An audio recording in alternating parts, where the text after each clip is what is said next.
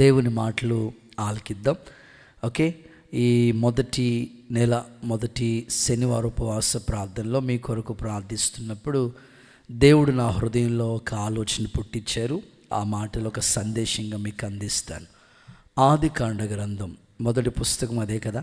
Okay, ఆదికాండ గ్రంథం 19వ అధ్యాయం 14వ వాక్య భాగాన్ని ఈ పూట మనం వాక్య ధ్యానాంశంగా చదువుకుందాం. తన కుమార్తెలను పెండ్లాడిన తన అల్లులతో మాట్లాడి, రండి, ఈ చోటు విడిచిపెట్టి రండి, యెహోవా ఈ పట్టణం నాశనం చేయబోచున్నాడని. చాలండి, చదవబడిన వాక్య భాగంలో ఈ మాట నాతో చెప్పండి. ఆ మాట నాతో చెప్పాలి. లోతు, కొంచెం గట్టిగా, లోతు తన అల్లులతో ఈ చోటు విడిచిపెట్టి రండి. ఆమేన్. ఈ వాక్యం ద్వారా దేవుడు మనలందరినీ బలపరచునుగాక, అవసరమైన రీతిలో దేవుడు బోధించునుగాక. ఈ రాత్రి నేను మీకు చెప్పాలనుకున్న మాట విడిచిపెట్టుట అనండి. ఒకసారి మీ నోటితో ఆ ఒక్క మాట ఈ రాత్రి సందేశంగా యేసునాథుడు మనందరితో మాట్లాడి బలపరచునుగాక. ఆదికాండ గ్రంథం చాలా ప్రాముఖ్యమైనది. సృష్టి ఎలాగ చేయబడి ఉన్నదో, సృష్టిలో మానవ నిర్మాణం ఎలా ఉందో, అండ్ భాషలు ఎలాగా ఉత్పత్తి అయినవో, ఆ తర్వాత కన్స్ట్రక్షన్ వర్క్ ఎలా జరిగిందో, సో మొదటి హత్య, అన్నదమ్ముల మధ్యలో సమస్యలు, ఇవన్నిటిని గురించి ఆదికాండ గ్రంథం చాలా స్పష్టంగా అన్ని సంగతులు కూడా ఆదికాండ గ్రంథంలో చూస్తాం. బైబిల్ గొప్పతనం ఏమిటంటే నిజంగానే ప్రతి సందర్భం ఆదికాండంలో కనబడుతుంది. యేసుప్రభు యొక్క ఉన్నతమైన ఔన్నత్యాన్ని గురించి కూడా ఆదికాండ గ్రంథంలో చూస్తాం. సింపుల్గా మీరు ఆదికాండ గ్రంథాన్ని గుర్తుపెట్టుకోవడానికి కొన్ని మాటలు చెప్పి సందేశాన్ని ప్రారంభిస్తాను. 1వ అధ్యాయం వచ్చినప్పటికీ మీకు గుర్తుపెట్టుకోవాల్సింది సృష్టి, ఆ తర్వాత ఏదెను తోట, 4 నదులు.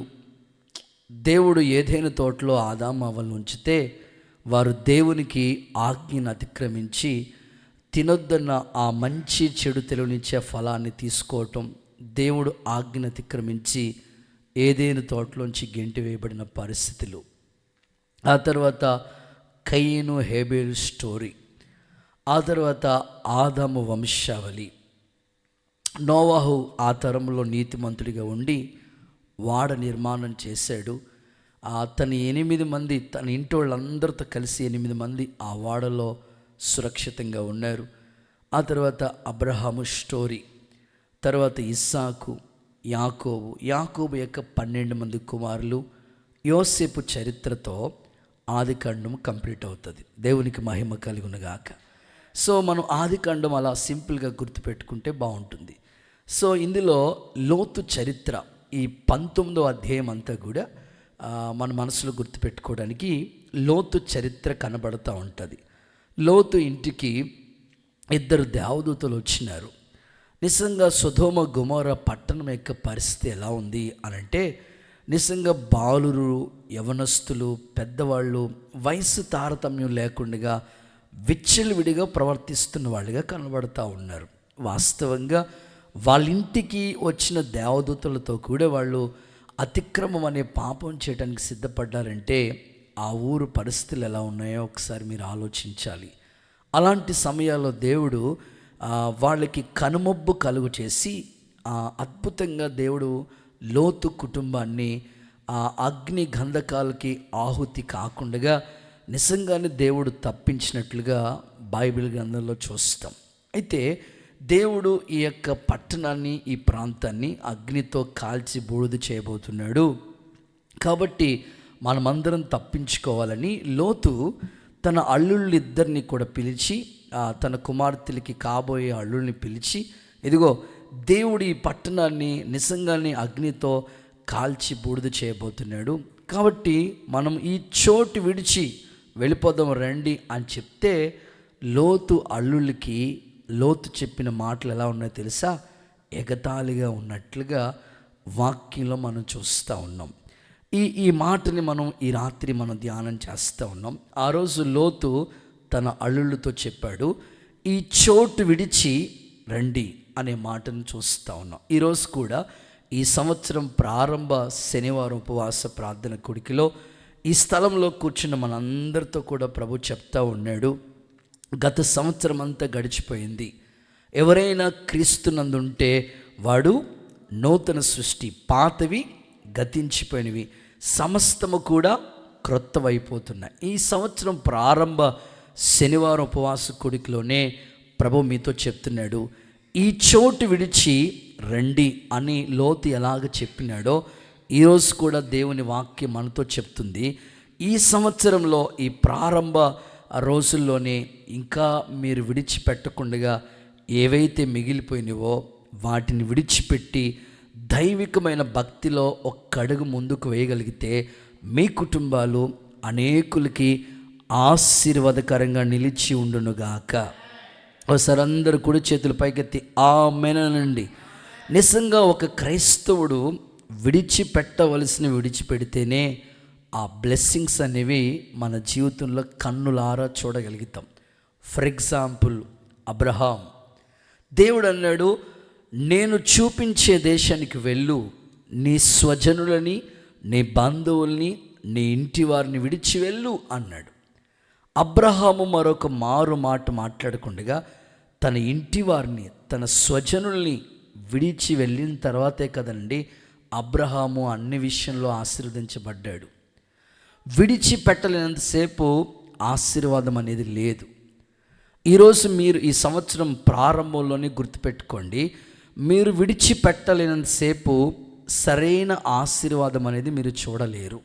ఒకవేళ బ్లెస్సింగ్స్ అనేవి కొంచెం కొంచెంగా మీరు ఇంతవరకు చూసుండొచ్చేమో, కానీ సంపూర్ణ ఆశీర్వాదం 100%, అంటే ప్రభు కోరుకునేది ఏమిటంటే 30 కాదు, 60 కాదు, 100 ఫలాన్ని మీరు చూడాలని ఆయన సంకల్పిస్తున్నాడు. ఇస్సాకు విత్తనం వేసి ఆ సంవత్సరం 100 పంట ఎలా చూశాడో, బ్లెస్సింగ్స్ కూడా 100% నీవు అనుకున్నట్లుగా ఈ సంవత్సరం దేవుడు నీ జీవితంలో అద్భుతాలు చేయటానికి ఆయన సంసిద్ధమై ఉన్నాడు. అయితే నీవు కొంచెం కొంచెం విడిచిపెట్టడం కాదు, సంపూర్ణంగా ఏదైతే ఇంకా విడిచిపెట్టకుండా ఉండిపోయావో, అబ్రహాంతో దేవుడు చెప్పిన వెంటనే విడిచి వెళ్ళాడు కనుకనే ఆయన ఆశీర్వాదం విశ్వాసులకి తండ్రిగా చేశాడు, ఉన్నతమైన దీవెన అబ్రహాంకి ఇచ్చాడు. ఈ రాత్రి కూడా ఈ మాటలు ఆలకిస్తున్న మీ జీవితాల్లో ఆ రోజు లోతు తన అల్లుడితో చెప్పినాడు, విడిచి ఈ చోటు విడిచి రండి అన్నట్లుగానే ప్రభు నీతో మాట్లాడుతున్నాడు. విడిచిపెట్టవలసినవి విడిచిపెట్టగలిగితే సరైన ఆశీర్వాదం నీ కుటుంబం మీద నిలిచి ఉండునుగాక. యేసు నామములో ప్రభు సహాయము చేయనుగాక. ఇంకా మీకు చెప్తాను, శిష్యుల గురించి ఆలోచించండి. యేసు ప్రభుని వెంబడిస్తున్న శిష్యులతో ప్రభు చెప్పిన మొట్టమొదటి మాట ఏంటో తెలుసా? మిమ్మల్ని మనుషుల్ని పట్టే జాలరులుగా చేస్తాను, అయితే మీ వలలు విడిచి రండి, నన్ను వెంబడించండి అని చెప్పాడు ప్రభు. ఎప్పుడైతే వారు వలలు విడిచి వచ్చారో అప్పుడే కదండి వాళ్ళు గొప్ప ఆశీర్వాదాన్ని చూశారు. పేతురు కూడా అంటాడు, ప్రభువా సమస్తాన్ని మేము విడిచి నేను వెంబడిస్తున్నాం కదా, మాకేంటి అంటే ప్రభు పేతురుతో అంటాడు, ఈ భూమి మీద అన్ని ఆశీర్వాదాలు పొందుకుంటారు, అంతకంటే నిత్య జీవాన్ని మీరు పొందుకుంటారని ప్రభు పేతురుతో చెప్పాడు. అంటే ఒక వ్యక్తి విడిచిపెట్టుటలో ఎన్నో ఆశీర్వాదాలు దాచి ఉంచాడు దేవుడు. అది మనం విడిచిపెట్టలేనంతసేపు ఆ ఆశీర్వాదం మనం సొంతం చేసుకోలేం. ఇంకా బైబిల్ గ్రంథంలో కొన్ని సందర్భాలు మీరు చూడగలిగితే ఎలీషాను దేవుడు పిలిచాడు.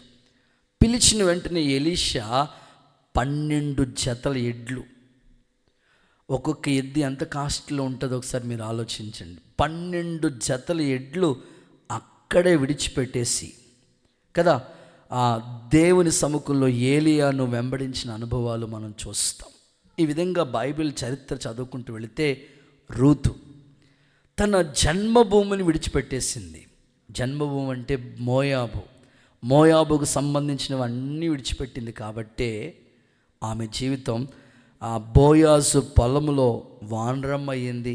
అంత మాత్రమే కాదు, యేసుక్రీస్తు ప్రభు వంశావళిలో చేర్చబడింది. ఈ బ్లెస్సింగ్స్ అన్నీ ఎట్లా వచ్చినాయంటే విడిచిపెట్టుట ద్వారా ఎన్ని దీవెనలు ఉన్నాయో చూడండి. సాధారణంగా సాతాన్ గడు నీ దగ్గరికి వచ్చి ఏ ఆలోచన చేస్తూ ఉంటాడంటే, అన్నీ ఒకసారి మానేతే ఎలా షేక్ వచ్చేద్ది నీకు. దేవుడికి స్తోత్రం చెప్పండి.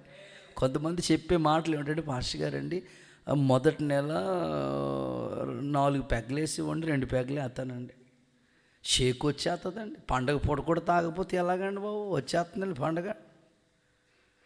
నేనంటే అలా కాదు, నువ్వు విడిచిపెట్టగలిగితేనే ఆశీర్వాదం. నేను మొన్న 2వ తారీఖు ధవళేశ్వరం మీటింగ్కి వెళ్ళాం. అయ్యగారు వచ్చారు, బట్టి శ్రేణి గారు. ఒకప్పుడు ఆయన భయంకరంగా డ్రింకింగ్ హ్యాబిట్ ఆయనకు ఉండేది. ప్రభు ఎప్పుడైతే దర్శించాడో ఒక్కసారే ప్రభు సందులో అవన్నీ విడిచిపెట్టాడు. నేను ఎప్పుడైనా సందర్భం వస్తే అడుగుతా, అయ్యగారు ఒకసారి ఎట్లా మానగలిగారండి? మాతో ఉన్నవాళ్ళు కొంతమంది విశ్వాసులు మానలేకపోతున్నాం అంటున్నారండి. ఏంటంటే, నేను అలాగ దేవుడు పట్టుకున్నాడు అన్న, నేను విడిచిపెట్టేసాను, మరలా అటువైపు వెళ్ళలేదు అని.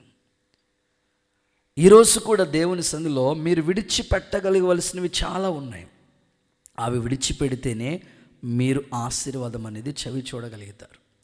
ముందెన్నడూ చూడలేని అద్భుతాలు ప్రభు ఈ సంవత్సరం మీ జీవితంలో ప్రారంభించబోతున్నాడు.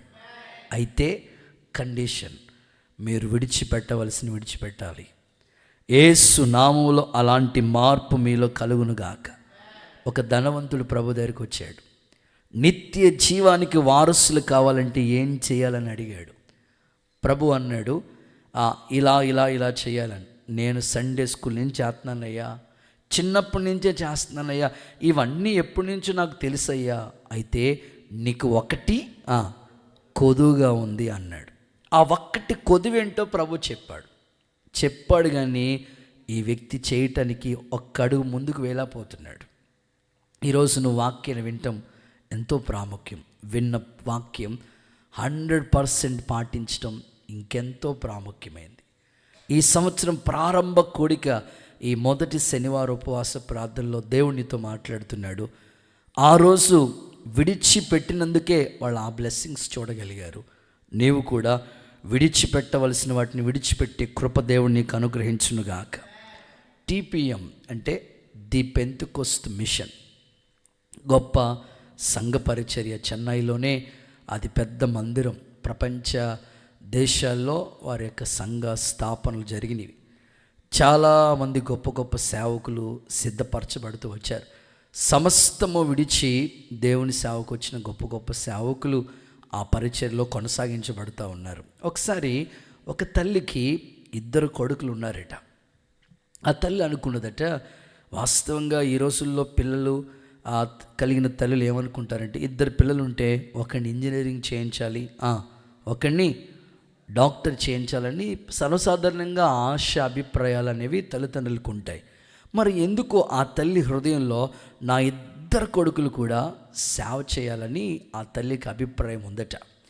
అయితే ఆ సేవ చేయటానికి వాళ్ళ 2 కొడుకుల్ని సేవకి ఇవ్వాలని ఆ తల్లి సంకల్పించింది. అక్కడ చీఫ్ పాస్టర్ ఉంటే ఆ దైవజనుల దగ్గరికి వచ్చి, అయ్యగారు నా 2 కొడుకుల్ని సంపూర్ణ సేవకి ఇచ్చేద్దాం అనుకుంటున్నాను, మినిస్ట్రీకి ఇచ్చేద్దాం అనుకుంటున్నాను అనని ఆ తల్లి తన సాక్ష్యాన్ని, తన యొక్క పిల్లల గురించి, వారి పుట్టుకను గురించి దైవజనుడితో తన సాక్ష్యాన్ని పంచుకుందట. సరేనమ్మా, మరి సేవకు రావాలంటే కొన్ని నీతి నియమాలు ఉన్నాయి, కొన్ని రూల్స్ ఉన్నాయి, రెగ్యులేషన్స్ ఉన్నాయి. అవన్నీ అంగీకారం అయితేనే నేను సేవకు తీసుకుంటాము. అయితే ఆ బైబిల్లో ఇలాగ సేవ చేశారు. అలాంటి అపోస్తుల సేవ మన పరిచర్య తరపున జరుగుతుంది. మీరు కూడా ఎన్నో సంవత్సరాల నుంచి విశ్వాసిగా ఉన్నారు కదా, ఇలా అయితేనే నేను సేవకు తీసుకుంటానమ్మా అని అంటే, అయ్యగారండి ఖచ్చితంగా మీరు చెప్పినట్లుగా అన్ని ఆ పద్ధతుల ప్రకారంగా మేము సేవ చేయటానికి, మా పిల్లల్ని పూర్తిగా ఇవ్వటానికి ఇష్టపడుతున్నాం. ప్రాణంతో సహా తల్లిని, తండ్రిని, అన్నిని దేవుని సముఖంలో విడిచిపెడితేనే సేవ మీద వాళ్ళకి దృష్టి ఉంటుంది అని చెప్తే, అన్నిటికీ అంగీకారం అనే తల్లిదండ్రులు వాళ్ళ సాక్షి సంతకాలు అన్నీ తీసుకుని ప్రభు పరిచర్యకి వాళ్ళిద్దరు కొడుకుల్ని ఆ తల్లి సేవకి ఇచ్చింది. సేవకులు కూడా స్వీకరించి తీసుకున్నారు. అయితే ఆ తల్లి లాస్ట్లో చెప్తుంది, అయ్యగారు అంత బాగుందండి, నా ఇద్దరు కొడుకుల్ని దేవుని సేవకి ఇస్తున్నానని సంతోషం నాకుంది. అయితే మీరు ఒక మాట చెప్పారు, అన్నీ విడిచి సేవకు రమ్మన్నారు కదా. అయితే నా ఇద్దరు కొడుకుల యొక్క ఆస్తి, వాళ్ళకి చెందవలసిన ఆస్తి ఉంది కదా, ఆ ఆస్తి డాక్యుమెంట్స్ కూడా నేను దేవుని పరిచర్యకి చేస్తున్నానయ్యా అని చెప్పిందంట తల్లి. చప్పట్లు కొడుతూ ఒకసారి ఆ యేసయ్యకి మహిమ చెల్లిద్దామా. అంటే ఆ తల్లి హృదయంలో ఉన్న మాట చూడండి. మరలా వీళ్ళకి ఆ మనసు రాకూడదు.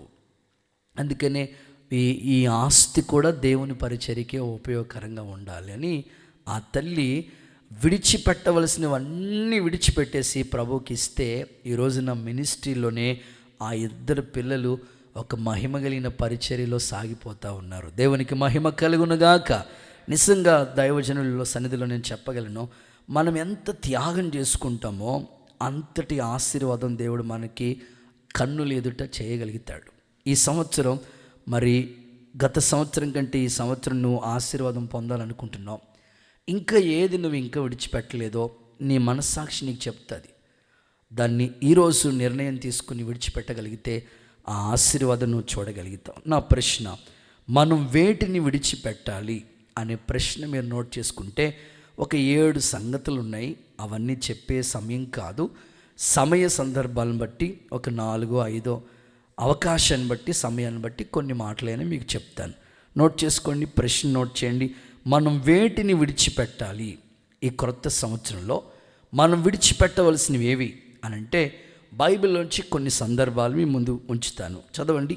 మొదటి మాట, అపోస్తలుడైన పౌలు హెబ్రీయులకు రాసిన పత్రిక 12వ అధ్యాయం 1-2 వాక్యాలు చదవగా విందాం. ఇంత గొప్ప సాక్షి సమూహము మేఘము వలె మనలను ఆవరించి ఉన్నందున మనము కూడా ప్రతి భారమును సులువుగా చిక్కులు పెట్టు పాపమును విడిచిపెట్టి ప్రతి పాపాన్ని విడిచిపెట్టి విశ్వాసమునికి కర్తయు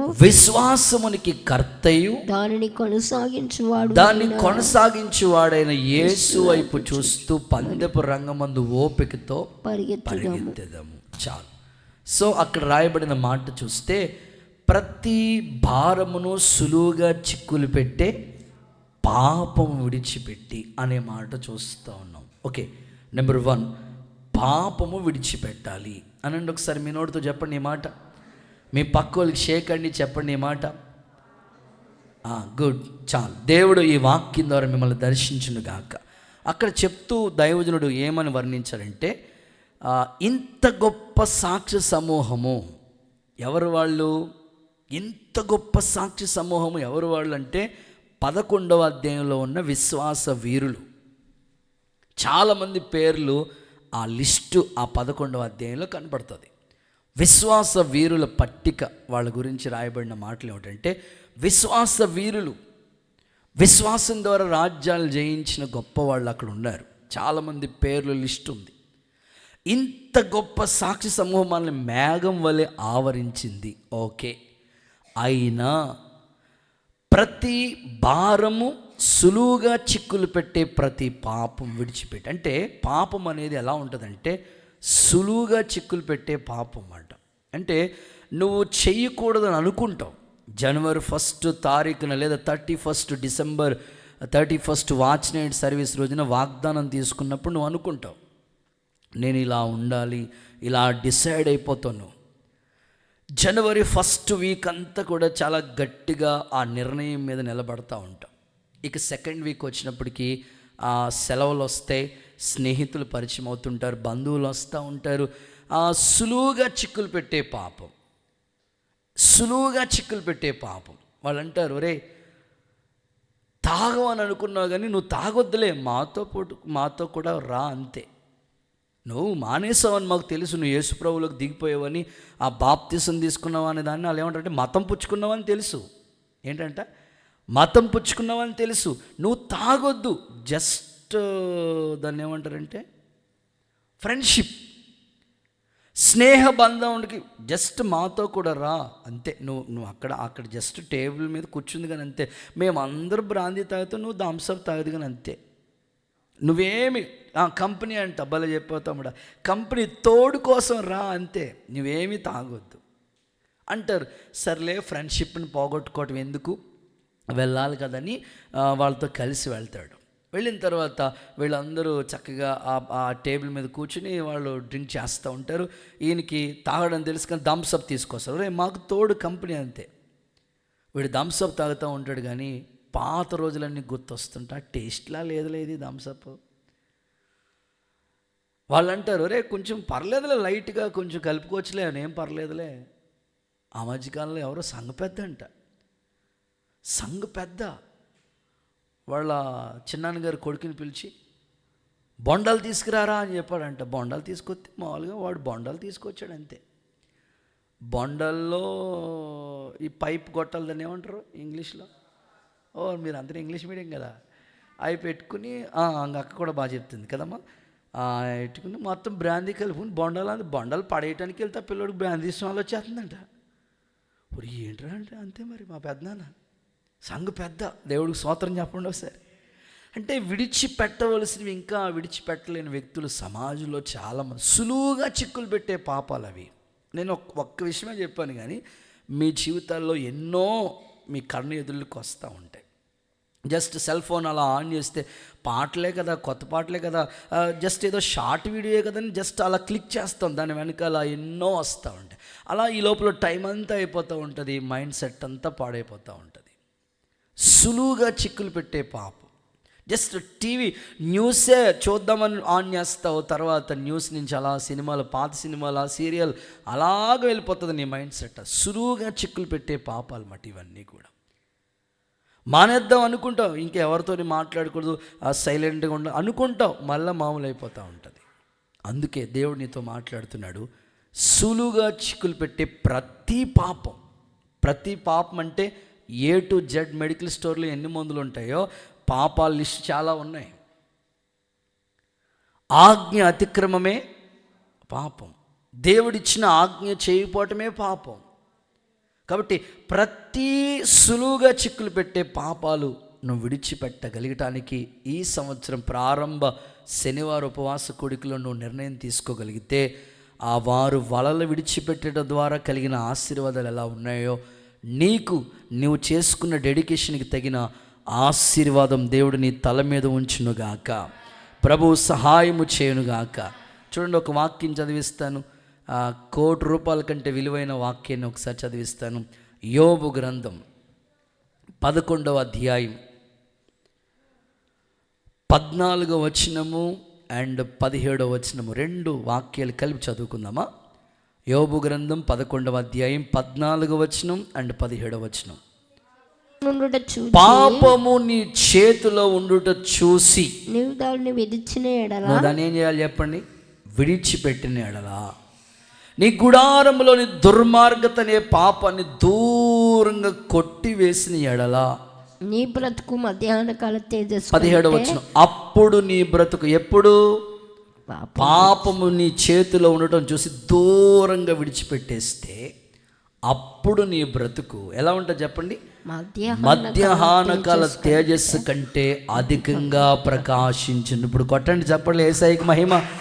అప్పుడు నీ బ్రతుకు అంటే సూర్యుడు మధ్యాహ్న కాలం ఎంత తేజస్సుతో ప్రకాశిస్తాడో అంతకంటే అధికంగా ప్రకాశించే కృప ఈ సంవత్సరం ఒక్కొక్క బిడ్డలకి దేవుడు అనుగ్రహించునుగాక. యేసు నామములో అనుగ్రహం మీకు దయచేయునుగాక. నిజంగా విడిచిపెట్టినప్పుడేనండి ఈ ఆశీర్వాదాలన్నీ మనం చూడగలుగుతాం.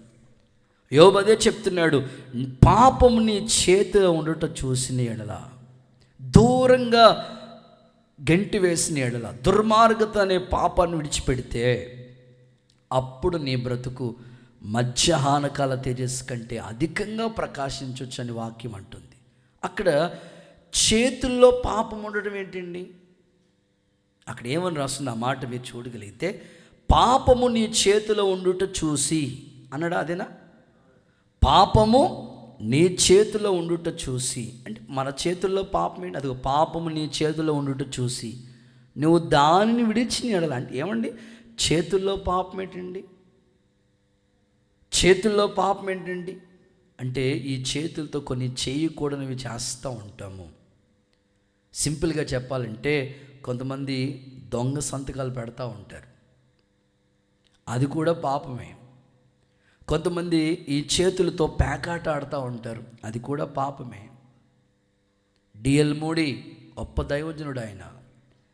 ఈ టీవీ, యూట్యూబ్, ఫేస్బుక్ ఇవేమీ లేనప్పుడే రేడియో ద్వారా 1,000,000 మందికి సువార్త చెప్పాడంట ఆయన.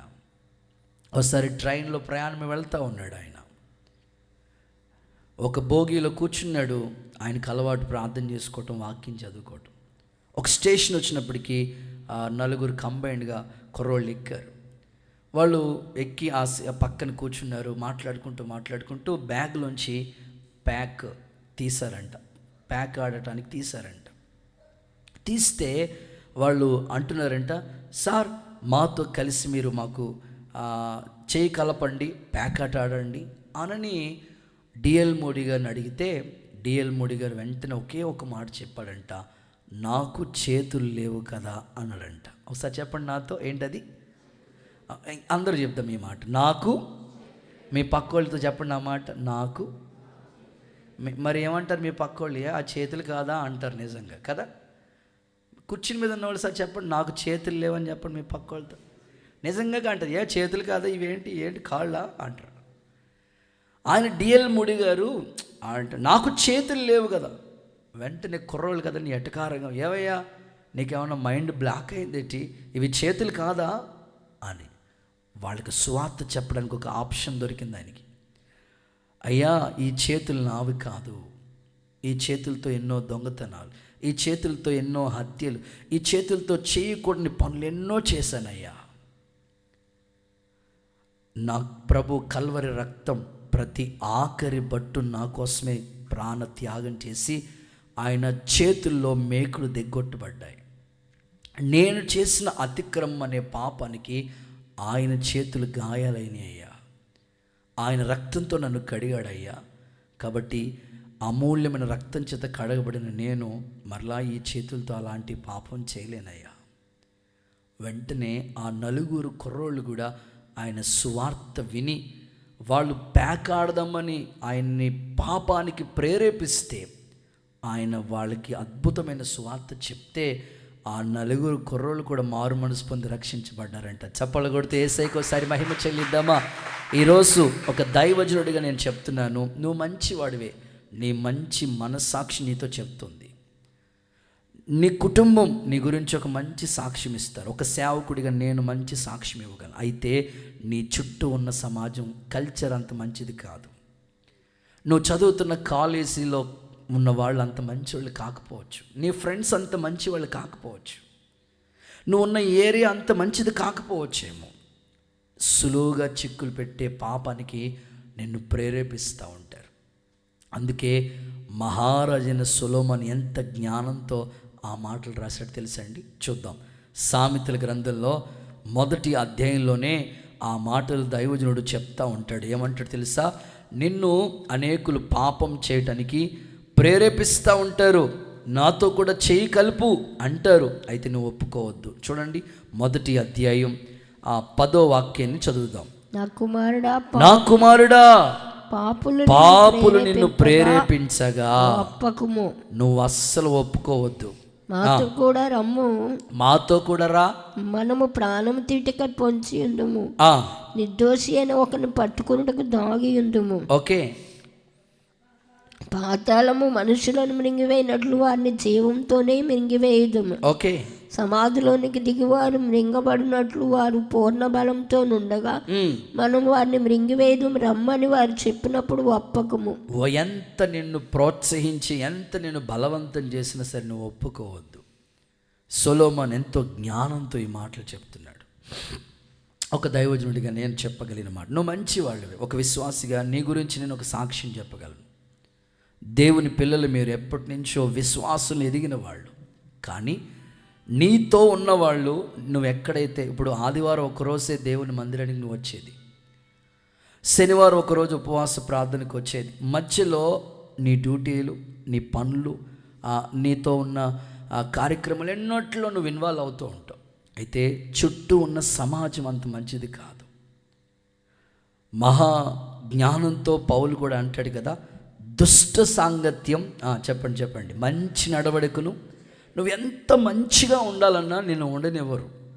అందుకే దైవజనుడిగా ఈరోజు ఈ మాటలు మీకు ప్రకటిస్తూ ఉన్నాను.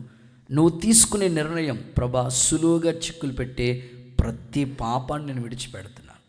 యేసయ్య పరిశుద్ధ బలను మనం స్వీకరించబోతున్నాం, పరిశుద్ధ బలలో మనం చేతులు ఉంచబోతున్నాం. కాబట్టి దేవుడు నీతిమంతుడు, సమస్త దుర్నీతి నుండి మనల్ని కడిగి పరిశుద్ధపరుస్తాడు. ఆయన రక్తం ద్వారా మనం కడగబడి, ప్రభువా నాలో ఉన్న మచ్చ, డాగు, కలంకం, అపవిత్రత, కంటి ద్వారా చూసిన చూపులు, చేతుల ద్వారా చేసిన అపవిత్ర కార్యాలు, ప్రభువా ఆలోచనలో తలంపులు, అందుకే చూడండి యేసయ్య 5 గాయాలు పొందాడు. చేతుల ద్వారా చేసిన పాపాన్ని క్షమించుట కొరకు చేతుల్లో మేకులు దిగొట్టారు. కాళ్ళ ద్వారా అంటే వెళ్ళకూడని స్థలాలకు వెళ్ళిన ఆ అతిక్రమం, తలల ద్వారా ఆలోచించిన ఆ ఆలోచనలు, హృదయ తలంపుల ద్వారా చేసిన ఆ పాపాన్ని బట్టి ప్రక్కన బల్లెంతో కూడా పొడవబడ్డారు. ఈ గాయాలన్నీ ఎందుకంటే మనం చేసిన అతిక్రమం అనే పాపం క్షమించుట కొరకే.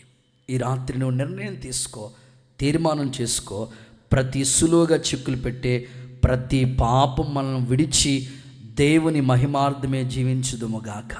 ఫర్ ఎగ్జాంపుల్ యోసేపు, ఇంటి వానరమ్మ గారే ఆమె, కానీ సులువుగా చిక్కులు పెట్టే పాపం. యోసేపు చాలా జ్ఞానంగా ఆమె చేతిలో ఆ వస్త్రాన్ని విడిచి పాపాన్ని విడిచిపెట్టేసి, దేవునికి నేను విరోధంగా పాపం చేసి ఆయనకి దూరం అవటం కన్నా, నేను ప్రభా ఈ యొక్క చెడ్డ కార్యక్రమంలో నేను ఇన్వాల్వ్ అవ్వకుండా విడిచి వెళ్ళిపోతాననే టట్లుగానే ఆయన ఆ పాపాన్ని విడిచిపెట్టాడు. కనుకనే ప్రధానమంత్రి స్థానంలో దేవుడు ఆయన కూర్చోబెడతా వచ్చాడు. ఈ రాత్రి మీరు ఒకటి నిర్ణయం, పాపం అనేది సాతానుగాడంటే 2 కొమ్ములు ఉంటాయేమో, సాతానుగాడంటే నల్లటి కోట్ వేసుకుని వస్తాడేమో, అట్లా అనుకోవద్దు. నీ స్నేహితుడి ద్వారానే, లేకపోతే నీ కుటుంబంలో ఎవరో ఒకరిని ప్రేరేపిస్తూ ఉంటాడు. కొన్నిసార్లు నీ భార్య ద్వారానే, కొన్నిసార్లు నీ భర్త ద్వారానే, కొన్నిసార్లు నీ పిల్లల ద్వారానే, కొన్నిసార్లు నీకు కావలసిన వాళ్ళే, బాగా నీవంటే ఇష్టంగా ప్రేమించే వ్యక్తుల ద్వారా నేను పాపంలో పడేయటానికి వాడు ప్రయత్నిస్తూ ఉంటాడు. ఏ విధము చేతనైనా ఈరోజు ఒక నిర్ణయం తీసుకో, ప్రభు నేను దర్శించునుగాక. చూడండి కొన్ని మాటలు మీకు చదివిస్తాను. ఆదికాండ గ్రంథం 39వ అధ్యాయం 9వ వాక్య భాగాన్ని ఒకసారి చదవండి. ఆదికాండ గ్రంథం 39:9. నీవు అతని భార్యవైనందున నేను తప్ప మరి దేనిని నాకు అప్పగింపై ఉండలేదు. ఓకే, కాబట్టి నేను ఇంత ఘోరమైన దుష్కార్యం చేసి దేవునికి విరోధంగా పాపం దేవునికి విరోధంగా. ఆ మాట మీ హృదయంలో ఎప్పుడు పలక మీద రాసుకోవాలి. ఒకసారి నాతో చెప్పండి ఈ మాట, దేవునికి విరోధముగా పాపము చేసి. అందరూ చెప్పండి, దేవునికి విరోధముగా పాపము కట్టుకుందును. అంటే ఆయన యొక్క తీర్మానం చూడండి. దేవునికి అక్కడ ఎవరు లేరు, ఎవరూ చూడలేదు కూడా, కానీ సృష్టికర్త, చూచుచున్న దేవుడు, హృదయ రహస్యాలు ఎరిగిన ప్రభు యోసేపు ఆ డెడికేషన్ బట్టి మాత్రమే దేవునికి దీవెనకరంగా మార్చబడతా వచ్చాడు. కొన్నిసార్లు సేవకులుగా మేమైనా, విశ్వాసులుగా మీరైనా ఎంత భక్తిలో మునిగి తేలుతున్నా సులువుగా చిక్కులు పెట్టడానికి సైతాన్ గారు ప్రయత్నిస్తూ ఉంటాడు. యేసన్న గారు గొప్ప మహిమ కలిగిన పరిచర్య చేశారు. ఆయన చేసుకున్న డెడికేషన్ చాలా ఉన్నతమైన పరిచర్యకు, అనేకమైన సంఘాల స్థాపనకి ఉపయోగకరంగా, దీవెనకరంగా మారాయి. ఆయన సేవ జరుగుతూ ఉంటుంటే యవ్వన కాలంలో నడుం కట్టుకుని పరిచర్య చేస్తూ ఉంటే, కొంతకాలం అంటే 30 ఏళ్ల తర్వాత సేవ పరిచర్య, ఆయన వయసు ఒక 30 ఏళ్ళు వయసు వచ్చినప్పటికీ పరిచర్య కొనసాగించబడతా ఉంటుంటే ఆయన అనుకున్నారంట, ఏదైనా సేవలో కొన్ని ఆలోచనలు కావాలి మనకి, పెద్దోళ్ళ సలహాలు మనకు కావాలి, మంచి మంచి గైడెన్స్ తీసుకోవాలని ఒక సీనియర్ పాస్టర్ గారిని కలవటానికని వెళ్ళారట. వెళితే, అయ్యగారు సేవలో నేను మరలా వెనక్కి అడుగులు వేయకుండా ఒక మహిమ కలిగిన సేవ చేయటానికి నాకు ఒక మంచి ఆలోచన చెప్పండి అని దైవజనులు ఆ పెద్ద పాస్టర్ గారిని సలహా కోసమని వెళ్ళి అడిగారట. వెళ్ళి అడిగితే ఆ దైవజనుడు చెప్పాడంట, బాబు నువ్వు తీసుకున్న నిర్ణయం ఇది ఈ రోజుతో పోయేది కాదు, అంతం వరకు నీకు దేవునికి మధ్యలో ఉన్న కమిట్మెంట్ ఇది. మనుషులు కొన్నిసార్లు నువ్వు తీసుకున్న నిర్ణయానికి క్వైట్ ఆపోజిట్లో నేను నడిపిస్తూ ఉంటారు. చూడండి, ఒక సంవత్సరం నీకు వాగ్దానం వచ్చిందనుకోండి, ఆ వాగ్దానానికి ప్రారంభం ఎలా ఉంటుందంటే అంత క్వైట్ ఆపోజిట్లో జరుగుతూ ఉంటుంది, వ్యతిరేకంగానే జరుగుతావు. వాగ్దానం ఉంది కానీ నీకు మాత్రం అంత నెగిటివ్గానే నీ ఆలోచనలు కానీ నీ ఎదుటిన్న పద్ధతులు అంత నెగిటివ్గానే జరుగుతూ ఉంటాయి. అప్పుడు నీ మనసులోకి ఏ ఆలోచన వస్తుందంటే, దేవుడు వాగ్దానం ఇచ్చాడు కదా, ఏంటి ఇంతలాగా నాకు వ్యతిరేకంగా జరుగుతుంది అనిపిస్తూ ఉంటుంది. ఈ సంవత్సరం దేవుడు ఇచ్చిన వాగ్దానం ఒకసారి చెప్పండి, నేను అద్భుతాలు చేస్తాను. ప్రారంభ రోజున దేవుడు నీకు ఇచ్చిన మాట.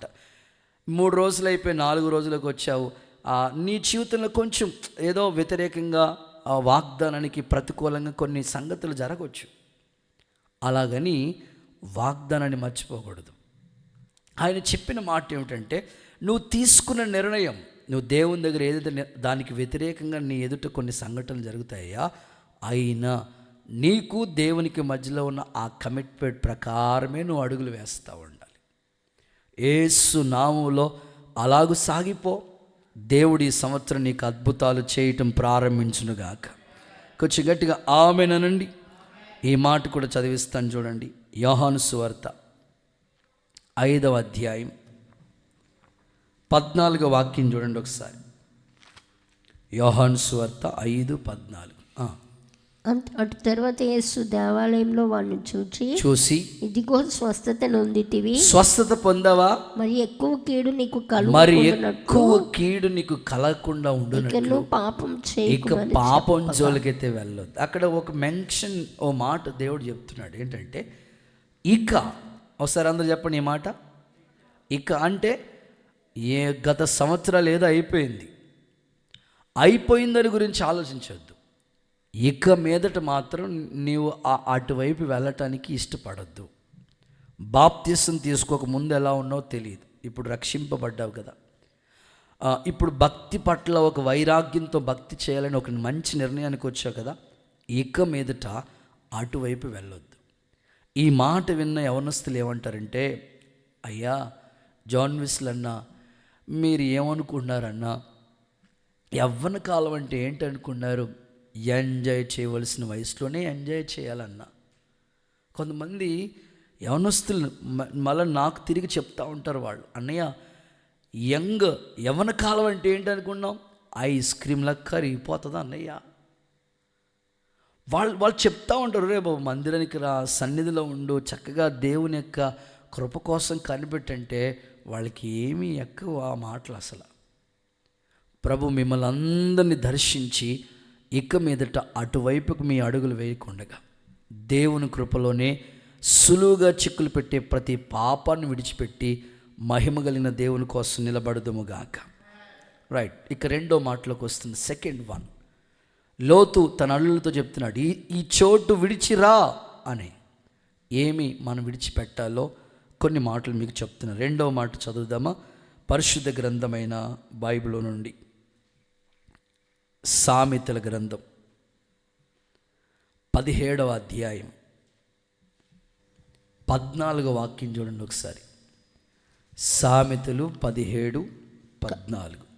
కలహారంభము నీటి గట్టున పుట్టు ఓట, వివాదము అధికము కాక మునిపే దాన్ని విడిచిపెట్టు. చాలు. 2వది వివాదము అనండి, బ్రాకెట్లో గొడవలు. ఏంటది? విడిచిపెట్టు అని దేవుడు మాట్లాడుతున్నాడు. అది అధికం కాకముందే విడిచిపెట్టు. మన పెద్దోళ్ళు భలే చక్కని సామెతలు చెప్తూ ఉంటారు. గోరుతో పోయేది, ఇప్పుడు కూడా మీరు మాట్లాడకపోతే నేనేమనాలి? మీరు విలేకరులకు రాసుకుంటున్నారా? ఓకే ఓకే, చెప్పండి. గోరుతో పోయేది. కొన్ని సందర్భాలు అంతే, సింపులే, పెద్దదేం కాదు, చిన్న విషయమే. దాన్ని వాళ్ళు ఏం చేసుకుంటారంటే వివాదం. ఈ సంవత్సరం నువ్వు తీసుకోవాల్సిన ఒక మంచి నిర్ణయం ఏంటంటే, ప్రభువా, నేను వివాదాల్లో లేకపోతే గొడవల్లో నాకు ఏ మాత్రం సంబంధం లేదు అని ఒక మంచి నిర్ణయానికి నువ్వు వచ్చేసారు. ఆల్రెడీ మీరు ప్రభువులోకి వచ్చిన తర్వాత 90% మీలో ఈ పరివర్తన నేను చూస్తూ ఉన్నాం. అప్పుడప్పుడు ఒక 10% అక్కడక్కడ వాడు పనిచేస్తూ ఉంటాడు. ఇంట్లోనే ముందు స్టార్ట్ చేస్తూ ఉంటాడు అన్నమాట. ఇంట్లోనే స్టార్ట్ అవుతుంటుంది ఈ వివాదాలు. నేను ఇక్కడ టేబుల్ మీద డబ్బులు పెట్టా, నువ్వేమన్నా తీసావా నువ్వు అని అడుగుతాడు ఆయన. అలా ఆయన భార్య ఏమని చెప్పాలి? తీస్తే తీసానని చెప్పాలి, తీయకపోతే తీయలేదని చెప్పాలి. కానీ అలా చెప్పదు కదా. నీ కంటికి ఎలా కనబడుతున్నాను నేను? ఇంకా అక్కడి నుంచి ఏం స్టార్ట్ అవుతుందో చెప్పండి, మీరే చెప్పండి. వివాదము. అంటే సింపుల్గా అయిపోయేది. తీసావా అంటే తీయలేదండి బాబు, మీ డబ్బులు నేను ఏదైనా కావాలంటే మిమ్మల్ని అడిగే కదండి ఏదైనా తీసుకుంటాను అని అంటే ఒక మాటతో అయిపోయేది. కానీ కొన్ని సందర్భాల్లో అలా కాకుండా వివాదాలు ఎక్కువైపోతూ ఉంటాయి.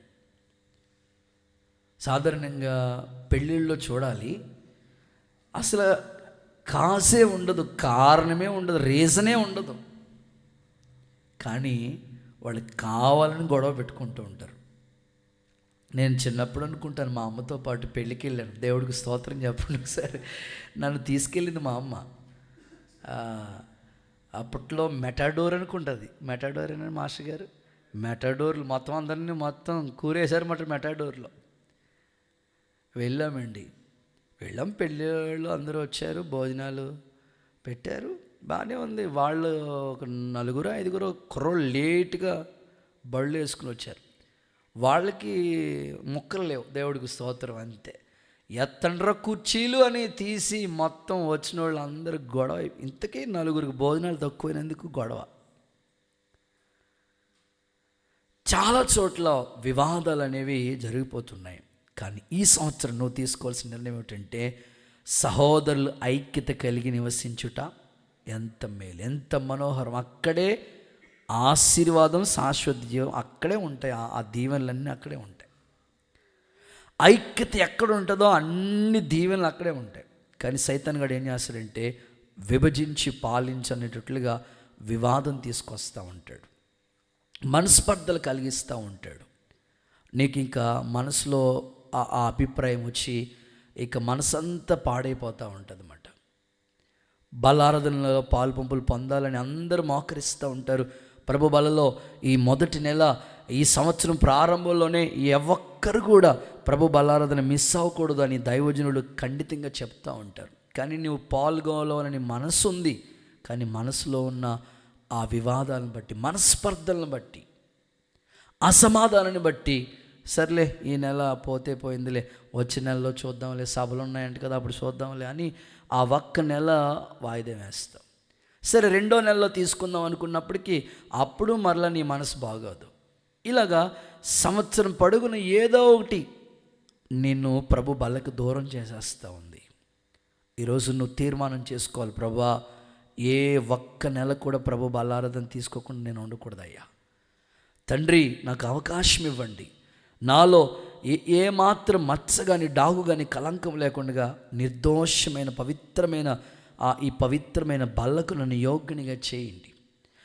ఏ ఒక్క నేరారోపణ కూడా నాయన నీ దృష్టికి అది నాయన అయ్యా అసహ్యాన్ని కలిగించేటట్లుగా ఉండకూడదు ప్రభు అని నీవు నీ అంతట నీవే, ఒక సేవకుడిగా నా అంతట నేనే దేవుని ఎదుట మనమందరం ఒప్పుకుని ప్రభు బలను స్వీకరించడానికి తీర్మానం చేసుకుందాం.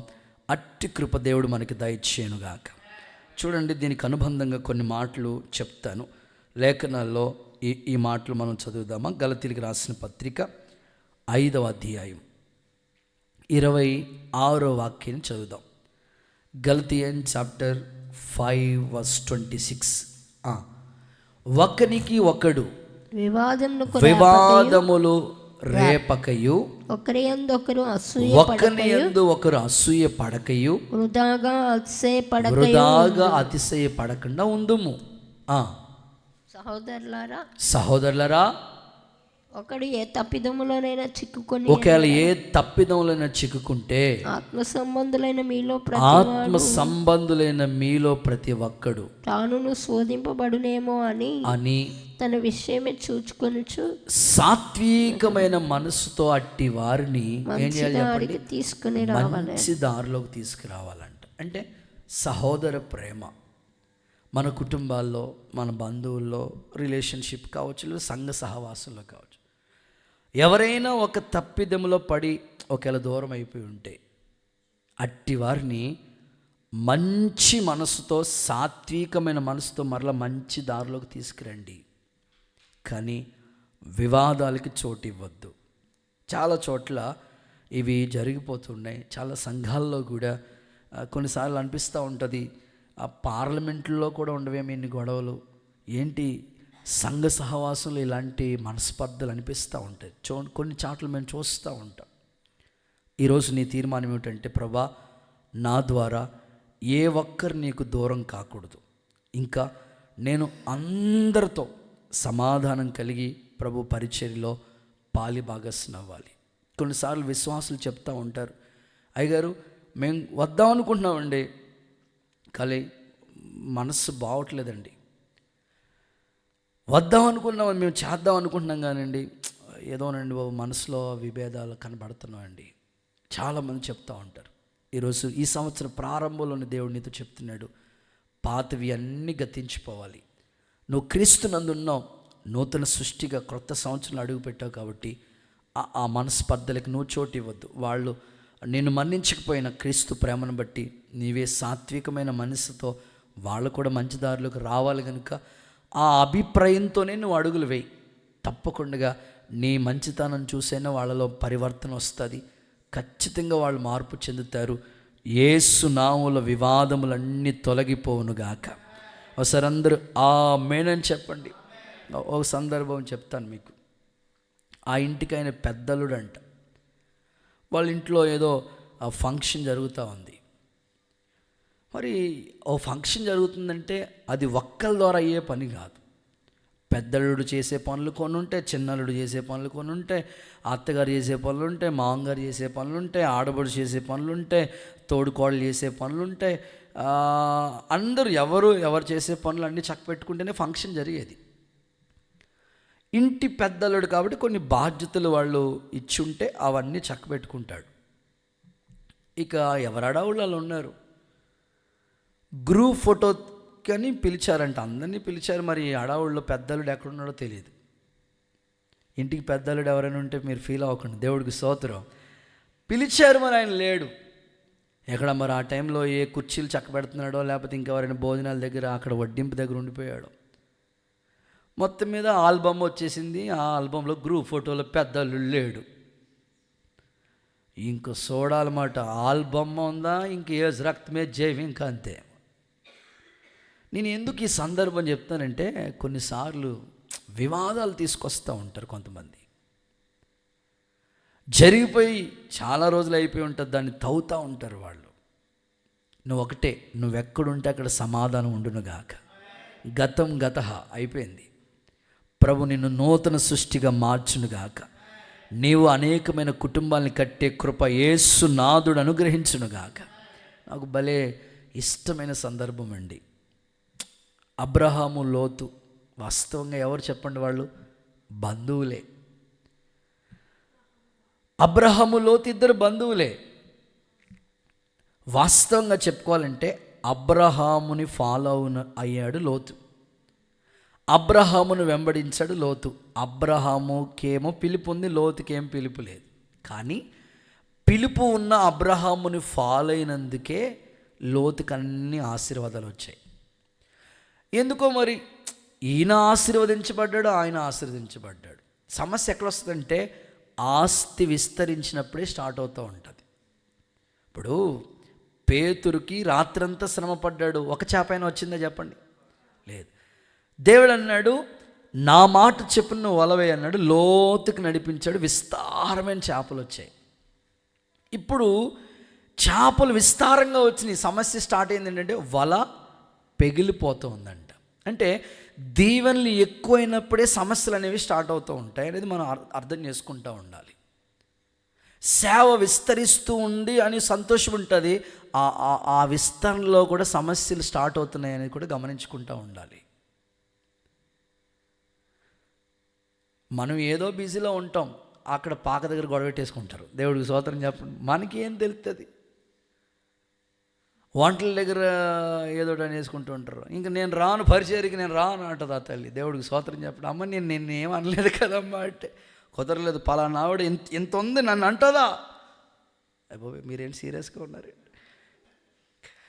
సమాజంలో జరుగుతున్న సందర్భాలు చెప్తున్నాను మీకు.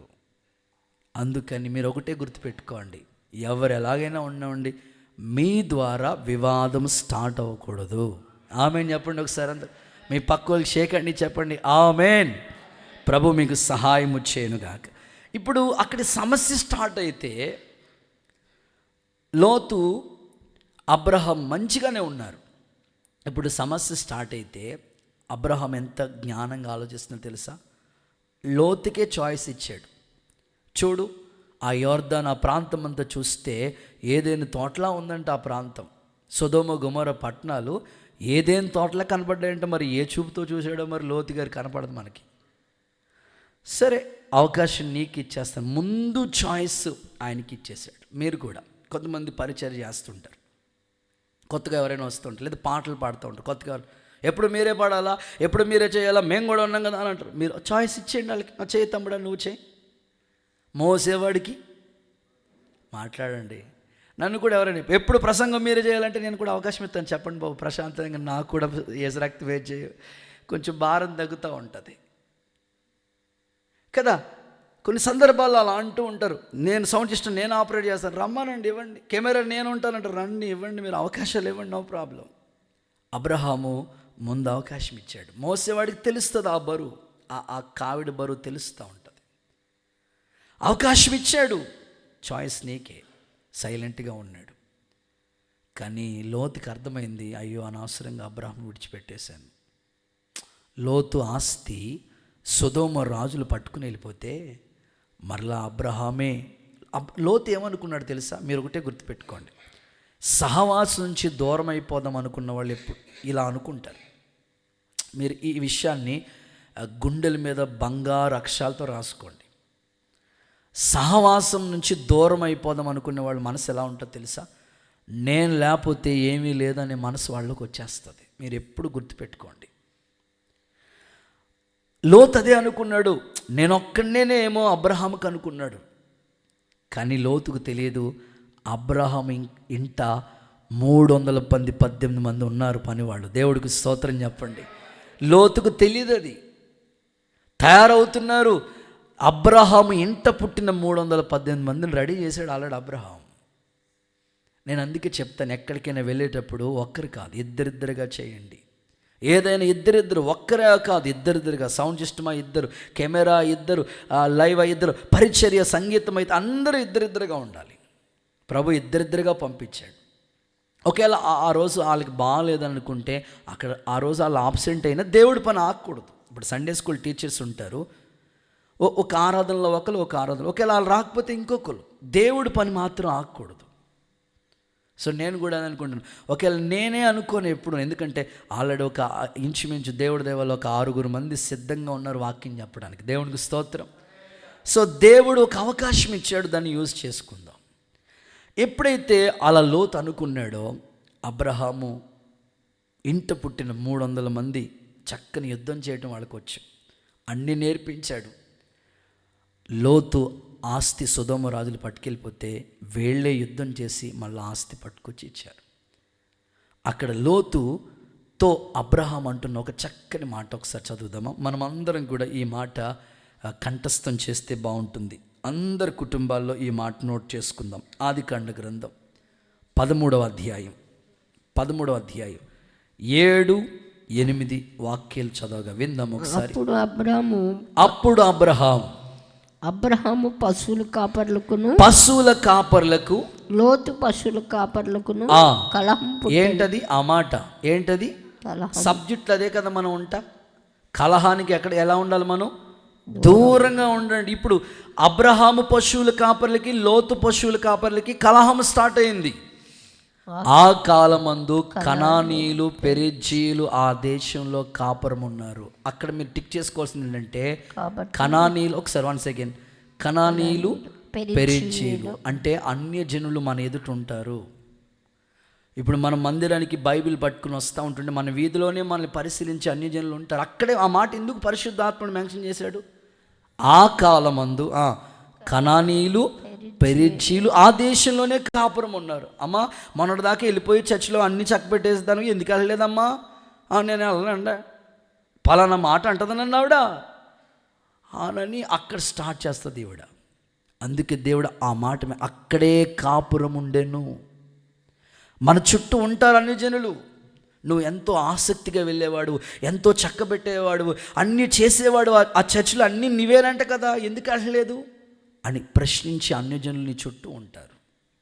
అయితే ఒక్క మాట ఆ కింద వచనం చూడండి, 8వ వచనంలో అంటున్న మాట, కాబట్టి అబ్రహాం అంటున్నాడు, మనం బంధువులం కదా, నాకును నీకును, నా పశువుల కాపర్లకి నీ పశువుల కాపర్లకి కలహాలు ఉండకూడదు. కొట్టు చప్పట్లు, యేసయ్యకి మహిమ.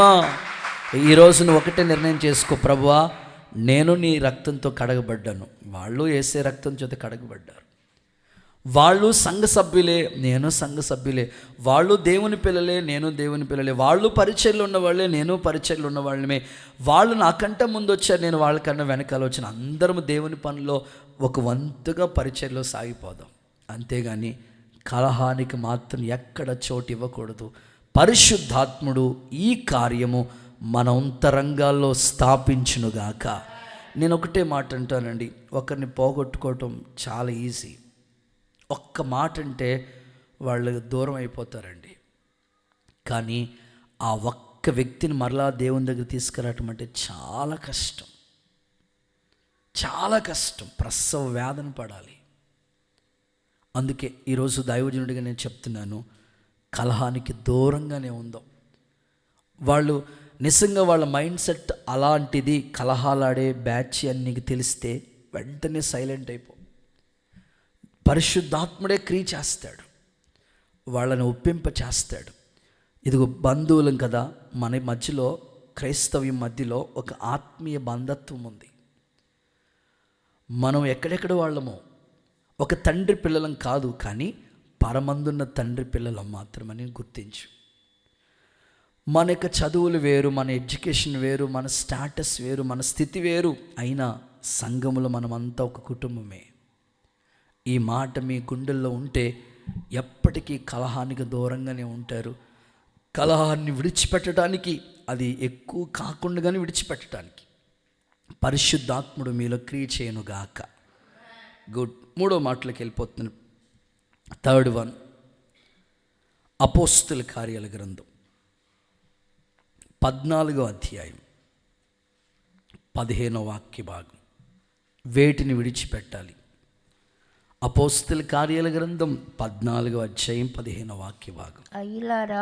అయ్యలారా మీరెందుకు ఇలాగ చేస్తున్నారు? మీరెందుకు ఇలా చేస్తా ఉన్నారు? మేము కూడా మీ స్వభావం అంటే స్వభావం గల, మేము కూడా మీలాంటి స్వభావం కలిగిన మనుషులమే.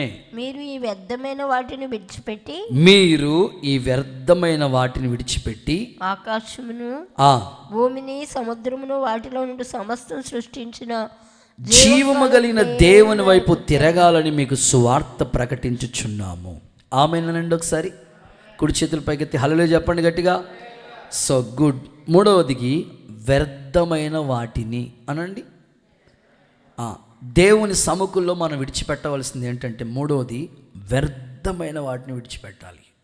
ఇక్కడ సందర్భం ఏమిటంటే, పౌలు బర్నబా ఒక ప్రాంతానికి వెళ్ళారు, అది లుస్త్రా అనే ప్రాంతం. అక్కడ బలహీనమైన పాదములు కలిగిన వాడు ఒకడు ఉన్నాడు. వాణ్ణి అద్భుతంగా దేవుని నామం పేరిట బాగు చేయబడ్డాడు. ఎప్పుడైతే వీరి ప్రార్థన ద్వారా ఆ వ్యక్తి బాగుపడ్డాడో వెంటనే అక్కడ కొంతమంది ఫ్యాన్స్ ఉన్నారు. దేవుడికి స్తోత్రం చెప్పండి ఒకసారి. మీకు కూడా చాలామంది ఫ్యాన్స్ ఉంటారు. గట్టిగా ఒకసారి ఆమె చెప్పండి. ఏదో లోకల్లో కాదు, చర్చెస్లో కూడా కొంతమంది ఫేవరెట్స్ ఉంటారు, ఫ్యాన్స్ ఉంటారు. ఇక్కడ పౌలుకి బర్నబాకి దండలు పట్టుకుని రెడీగా ఉన్నారంట. వాళ్ళకి ఇంకా పేర్లు పెట్టేస్తూ ఉన్నారు. ఒకరికేమో పౌలు గారికి ఏమో ఏమని పేరు పెట్టేసో తెలుసా? పౌలుకేమో హెర్మే అని పేరు పెట్టారు, బర్నబాకేమో ద్యూపతి అని పేరు పెట్టేశారు. అస్సలు మీ ద్వారానే ఈ అద్భుతం జరిగింది అని పౌలు బర్నబాని చక్కగా వాళ్ళు ఒక మాటలో చెప్పాలంటే పైకెత్తేస్తూ ఉన్నారు.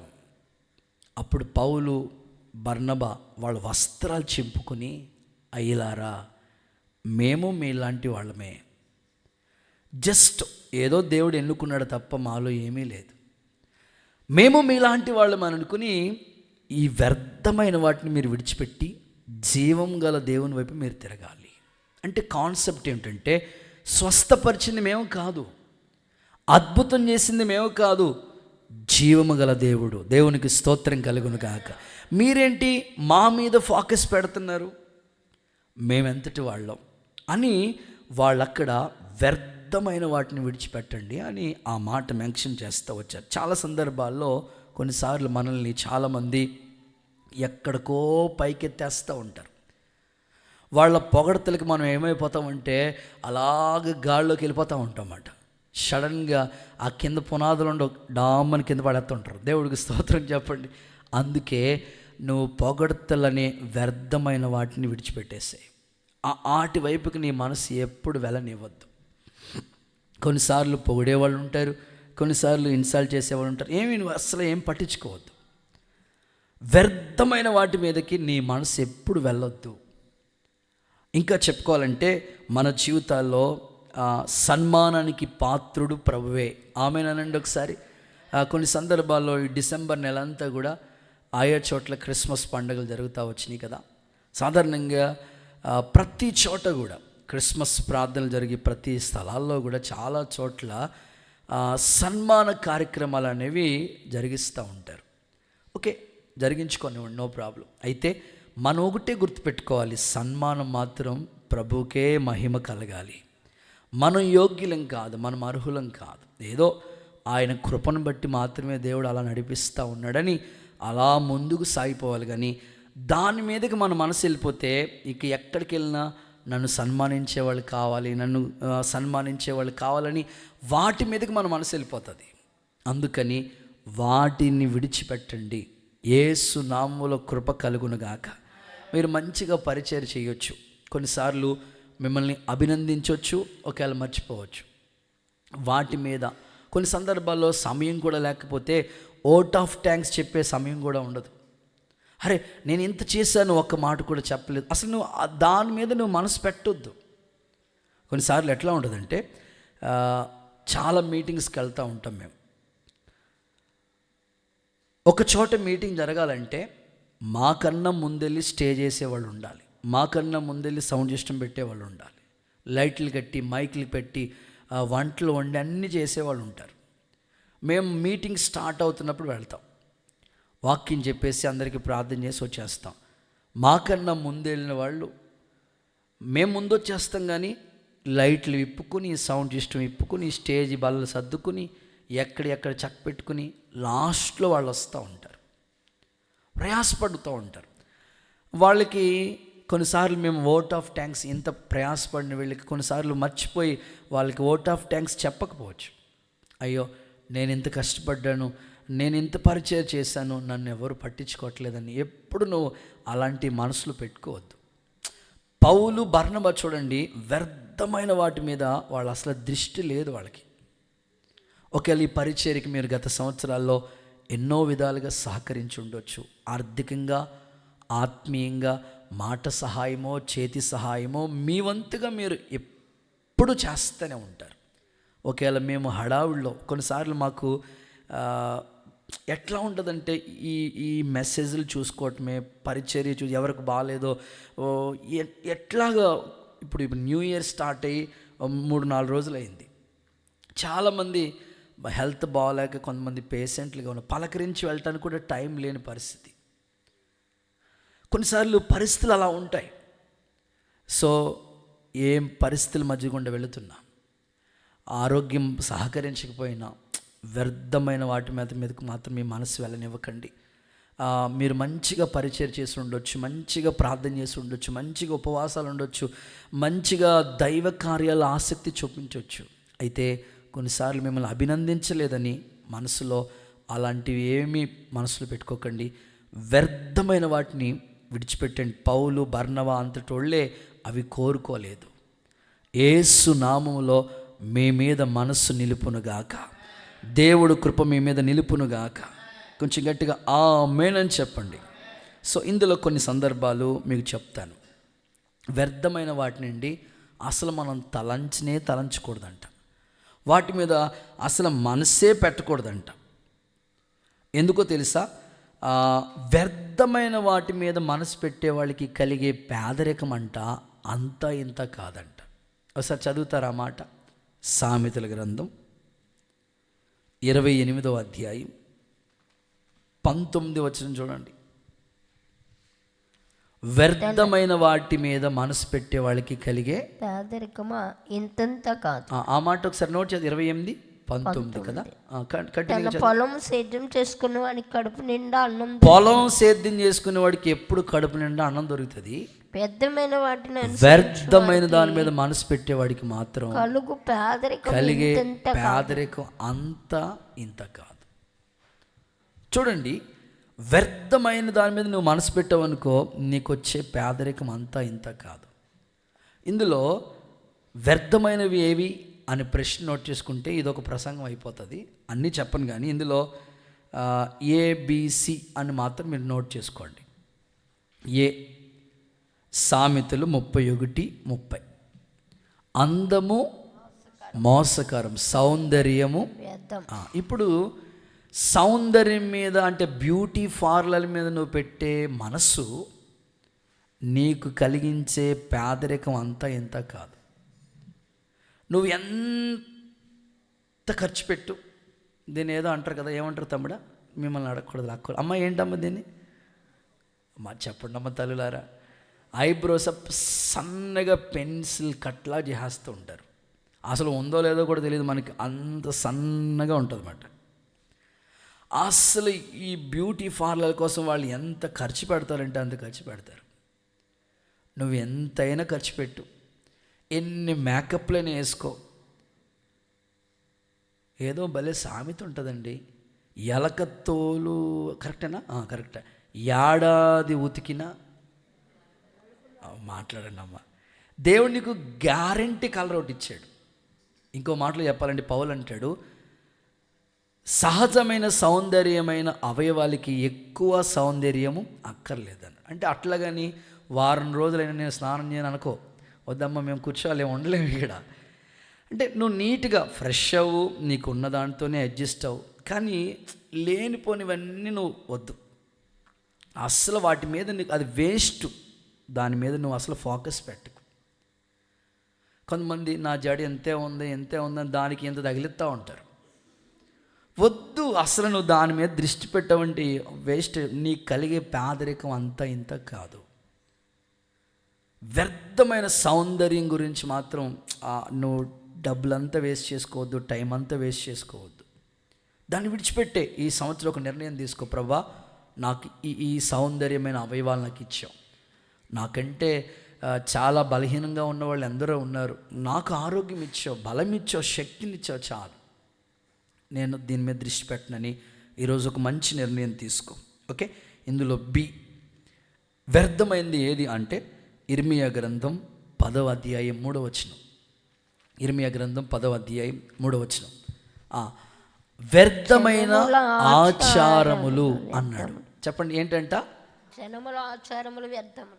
జనముల ఆచారం. ఇర్మియా 10:3 నాన్న వచ్చిందా? 10:3.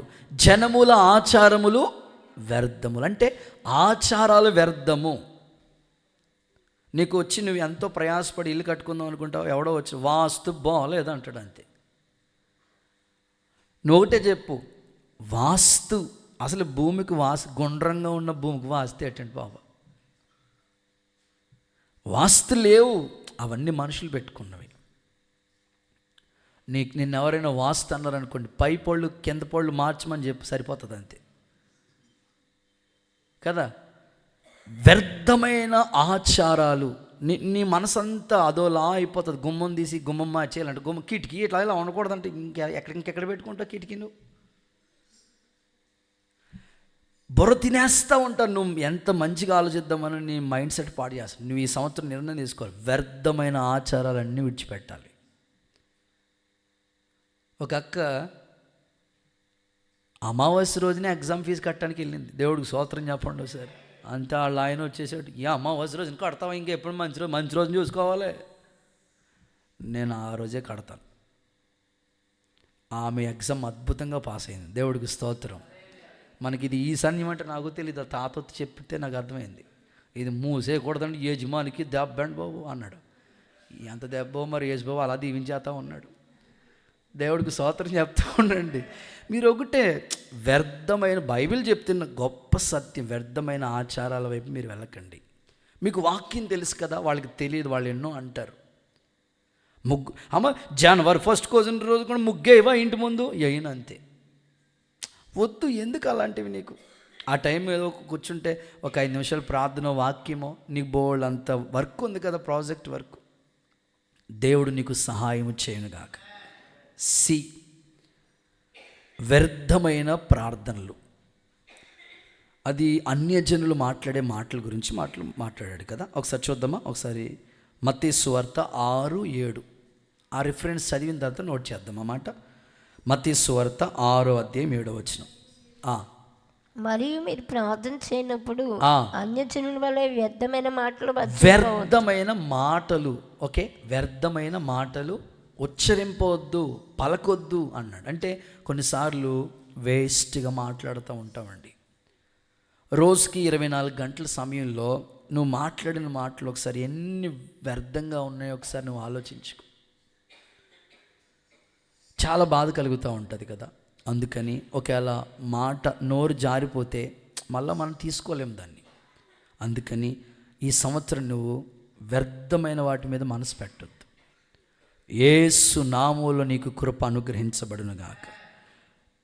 ప్రభునందు ప్రయాస మాత్రం చెప్పండి వ్యర్థమో కాదు. అది నువ్వు ప్రభునందు ప్రయాసపడటానికి నిర్ణయం తీసుకోవాలి. ప్రభు కోసం ఏదో నీ వంతు ప్రయాస, అందరిలాగా నువ్వు అన్ని చోట్లకి ప్రార్థనలకు వచ్చే అవకాశం లేదనుకోండి. కనీసం ఇంట్లో ఉండే ప్రభు వాడబడుతున్న సేవకుడి కోసం ఒక 5 నిమిషాలు మోకాళ్ళు వేసి ప్రార్థన చేయి చాలు. నువ్వు పడిన ప్రయాస వ్యర్థం కాదు. అక్కడ నిలబడే సేవకుడు చక్కని సువార్త చెప్తాడు, అనేకుల హృదయాలు తెరవబడతాయి. పరిశుద్ధాత్ముడు ఆ కార్యములన్నీ మొదలుపెట్టునుగాక. చెప్పండి, ఎన్ని మాటలు చెప్పాం? విడిచిపెట్టవలసిన ఏంటి? 1 పాపము, 2 వివాదము, 3 వ్యర్థమైనవి. ఇంకొక 2 మాటలు రిఫరెన్స్ ఇచ్చేసి ముగిచ్చేస్తాను, టైం అయిపోయింది. 4వది కీర్తనల గ్రంథం 37:8. కోపాన్ని మానేసై ఆగ్రహాన్ని చాలు. 4వ మాట ఏంటంటే కోపాన్ని విడిచిపెట్టు అనండి. కొంచెం గట్టిగా చెప్పాలి, కోపాన్ని విడిచిపెట్టు. కొన్నిసార్లు ఈ కోపాల్లో కూడా కొన్ని రకాలు ఉన్నాయి. వాక్యానుసారంగా కోప్పడితే దానికి ఒక అర్థం ఉంటుంది. అంటే వాక్యానుసారంగా అంటే సూర్యుడు ఉదయించాడు అస్తమించే లోపల నీ కోపం ఏమైపోవాలా? సమాధానంగా మారిపోవాలి. ఇప్పుడు పిల్లలు ఉన్నారు, వాళ్ళు అల్లరి చేస్తున్నారు, కోప్పడకపోతే ఎలా పాస్టర్ గారు? నిజమే, క్రమపరచు, అది వాక్యానుసారం. మరలా సాయంకాలం అయినప్పటికీ వాళ్ళతో చక్కగా తీసుకో. కొన్ని స్ట్రిక్ట్గా ఉండవలసిన విషయాలు స్ట్రిక్ట్గా ఉండాలి. కొన్ని మంచిగా వాళ్ళకి చెప్తే అర్థం చేసుకుంటారు. అలాంటి వాళ్ళకి మంచిగా చెప్పు. ఆ విషయం కూడా నువ్వు కోపడుతూ చెప్తే వాళ్ళు ఇంకా అర్థం చేసుకోలేరు. కనుక కోపాన్ని విడిచిపెట్టు, యేసు నామంలో కృప అనుగ్రహించబడునుగాక. షిమ్యోను, లేవి వాళ్ళ చెల్లి చేసిందండి చిన్న మిస్టేక్. మీరు అర్థం చేసుకోండి వాక్యాన్ని. ఈ అన్నదమ్ములు ఏం చేయాలి? మా చెల్లి కదా సరిగ్గా మాట వినకుండా వ్యర్థంగా వేస్ట్గా ఆ పిక్నిక్ ఏదో చూసొద్దామని, ఆ ఊరు రాజు ఎలా ఉంటాడు చూసొద్దామని వెళ్ళింది. మా చెల్లిది కదా లోపం అనుకుని ఈ ఇద్దరు అన్నదమ్ములు వచ్చి చెల్లిని 4 తన్ని సరి చేసుకోవాల్సిన అన్నయ్యోళ్ళు కోపం ఎవరి మీద పడ్డారు తెలుసా? ఊరి ప్రజల మీద కోపపడ్డారు. షిమ్యోను, లేవి ఊరు మీద కోపపడ్డారు. ఊరు ప్రజల మీద కోపపడితే ఎంత దారుణంగా ఎలాంటి పరిస్థితి తీసుకొచ్చారండి. ఆ కోపం వాళ్ళని నరహంతకులుగా చేసేసిందండి. ఏం చేస్తే తెలుసా? కత్తులు తీసుకుని ఆ ఊరిలో మగోడు అనేవాడు ఉండకూడదని అందరిని నరికేట రక్తపాతం సృష్టించారు వాళ్ళు. మనిషి కోపంలో, ఆవేశంలో ఏం చేస్తాడో ఆయనకే తెలియదండి.